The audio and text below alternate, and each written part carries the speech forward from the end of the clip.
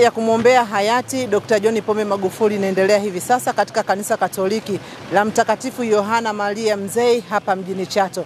Viongozi mbalimbali wamehudhuria, lakini wapo baadhi ya viongozi waliofanya kazi na hayati Magufuli wamemuelezea. Namkumbuka sana marehemu Magufuli kwa spirit yake ya kufanya kazi. Muda mwingi tulikuwa tukiwa naye, anatuhimiza unapopata nafasi ya kuwafanyia watu kazi, ufanye kazi kwa bidii, usifanye kazi na ndimi mbili.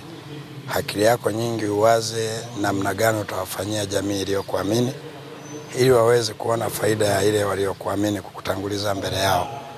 Ni spirit ambayo na imani watu wengi Tanzania na mataifa mbalimbali aliyotengeneza katika design hiyo wanajifunza kwake kupitia design yake ya ufanyaji kazi, usikilizaji wake na mambo mengine mbalimbali. Tulikuwa tunaongea naye sana. Tulikuwa tuna mazungumzo naye ya kikazi na baadhi ya mambo alikuwa ananiuliza, kwa tunapata tunashauriana. Sasa unakuja unaambiwa sasa kiongozi wako mkuu hayupo.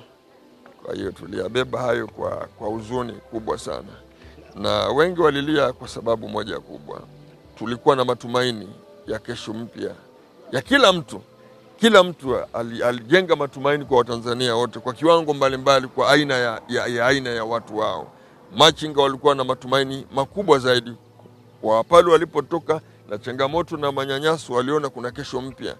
Watu wanyonge walikuwa wanadhulumiwa, changamoto kubwa sana za maamuzi ya utendaji wa haki kwa wanyonge, ambayo ndio alikuwa akifika, yeye alikuwa anatoa majibu ya papo kwa papo kwenye kikao, watu wanakuja, wewe una nini, maamuzi yanatolewa pale. Sasa aina hiyo ya uongozi pia watu ambao wengi walipata fursa, ambao walikuwa na changamoto za miaka 5, miaka 10, miaka 20, wanazungushwa, walikutana na Magufuli, wanakutana na majibu ya changamoto zao. Kwa hiyo imani ilihamia kwenye mioyo ya watu juu ya kiongozi wao.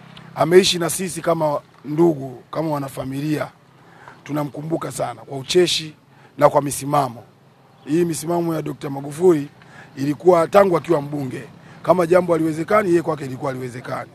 Kama litapita, yeye alikuwa anapita. Lakini alitufundisha uthubutu, kwamba usiamini kitu kabla hujathubutu, lazima uanze. Ukikataa ndio ujue kimekataa. Ndio alikuwa na tabia hiyo kwa Magufuli, kwamba yeye kitu kimshinde lakini alishajaribu.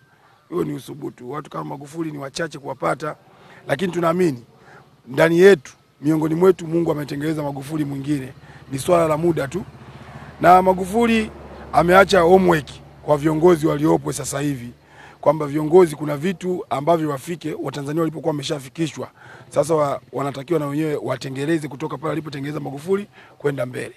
Undani wa taarifa kamili juu ya misa takatifu ya kumwombea hayati Dr. John Pombe Magufuli itaendelea katika vipindi mbalimbali vya habari kutoka hapa Azam TV. Nikiripoti kutoka wilaya ya Chato mkoani Geita, Esther Sumira, Azam News.